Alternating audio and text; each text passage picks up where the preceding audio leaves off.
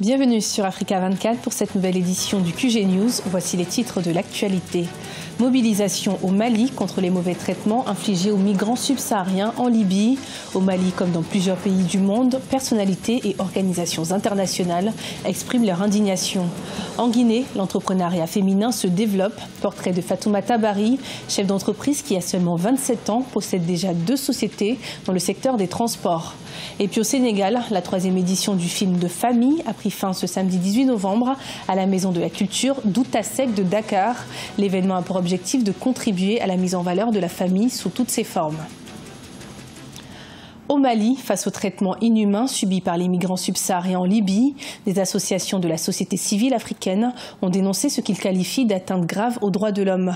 La rencontre, prévue ce samedi 18 novembre devant l'ambassade de Libye, a été interdite par les autorités, ce qui n'a pas empêché les activistes de se réunir. Des détails dans le reportage de notre correspondant Mokhtar Bari. Depuis quelques jours, des vidéos de migrants subsahariens vendus comme des bêtes de somme ont fait le tour des réseaux sociaux. Ces images ont suscité des vagues de réactions de plusieurs personnalités africaines connues. C'est pour dénoncer et condamner ces pratiques que l'association malienne des expulsés, le mouvement Trop c'est trop, et l'artiste Tikenja Fakoly ont décidé d'organiser un sit-in devant l'ambassade de la Libye au Mali.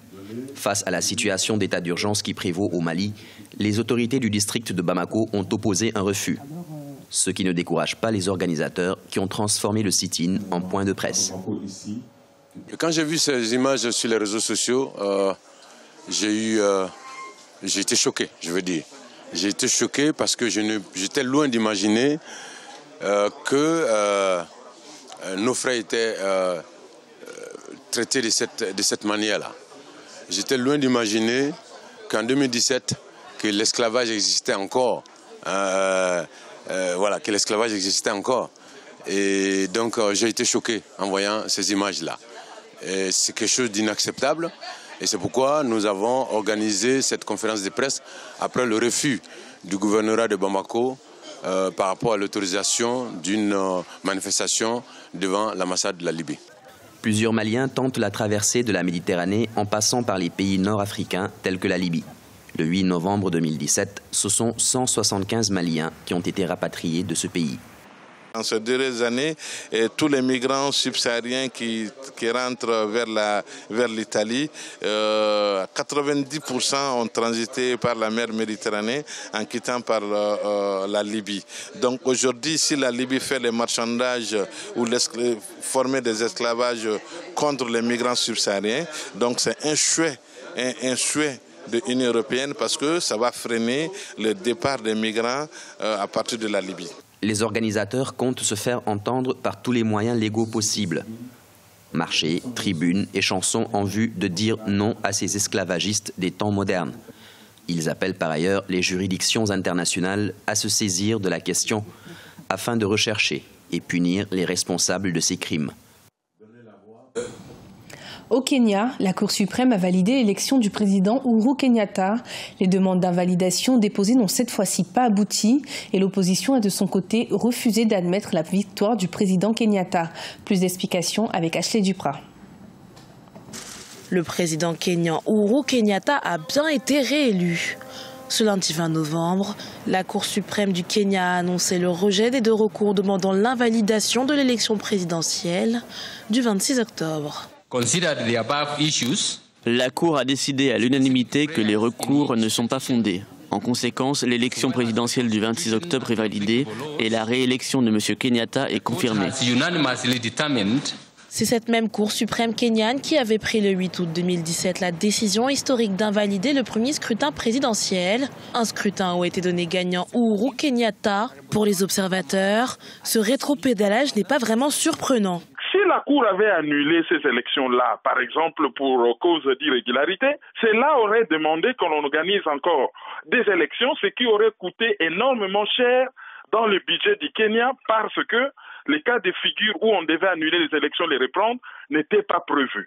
Raila Odinga, il aimerait amener Uhuru Kenyatta à négocier pour faire une espèce de gouvernement de coalition nationale.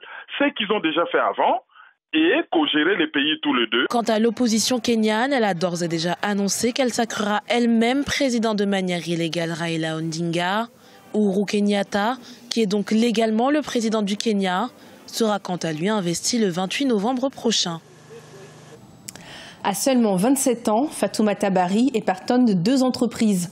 C'est dans le domaine des transports en commun que la jeune Guinéenne évolue avec la mise en circulation de taxis climatisés et équipés d'une connexion Internet grâce à un Wi-Fi embarqué.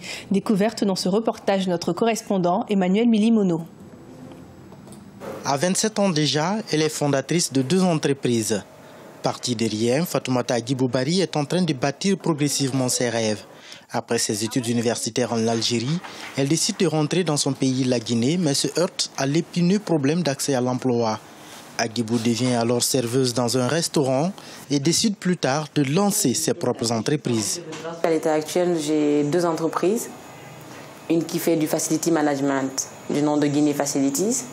Et la deuxième, Jetzy Alliance, dans lequel nous évoluons un peu dans les taxis VTC. Quand tu arrives ici, on te demande de l'expérience. Comment on peut avoir de l'expérience si on vient de sortir tout fraîchement de l'université? Avec une dizaine d'employés, son entreprise Guinée Facilité se spécialise dans le domaine des services avec assistance aux entreprises et particuliers, notamment dans les démarches administratives.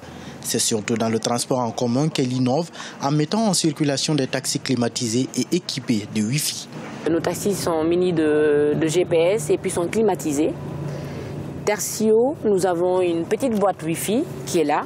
Donc, dès que vous montez dans le taxi, vous avez cette petite boîte de Wi-Fi sur laquelle vous pourrez être connecté. Il y a un fonds de garantie mis en place pour les jeunes qui veulent entreprendre. Donc, elle va suivre la procédure qui est de monter un plan d'affaires bancable, de mettre en évidence les emplois qu'elle va créer, critères qu'elle remplit à 100%. Et maintenant, elle va suivre le processus pour avoir un financement. S'il existe désormais des financements pour les jeunes entrepreneurs, il n'en est pas moins que le cadre fiscal reste un blocage. Les jeunes entrepreneurs sont vite asphyxiés par les charges fiscales et la plupart d'entre eux finissent par fermer. Pour Fatoumata Bari, un moratoire de 2 ans sur les impôts leur permettrait de mieux se lancer et consolider leurs finances afin de devenir des contributeurs durables au budget national. Au Sénégal, la 3e édition du Festival international du film de la famille a pris fin ce samedi 18 novembre 2017 à Dakar. Une rencontre sur 3 jours rythmée par des projections de films liés au mariage, à la famille ou encore au genre. Découverte dans le reportage de notre correspondant Eladji Ndiaye.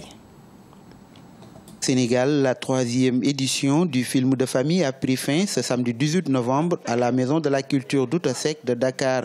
Cette édition s'est dotée d'un programme alléchant rythmé par des projections de films liés au mariage, à la famille, au genre et à l'enfance. Des films en provenance entre autres du Sénégal, du Mali, du Burkina Faso, du Cameroun, du Gabon et du Maroc. L'objectif de cet événement culturel de 3 jours était de participer à une nouvelle humanisation de la famille. La famille est le socle de toute société humaine. C'est au sein de la famille qu'on se forme, qu'on tisse des relations humaines, qu'on acquiert des réflexes de solidarité, de responsabilité, de devoir même de famille. Et ça, c'est important. Donc, plus une famille est épanouie, plus la société se porte mieux.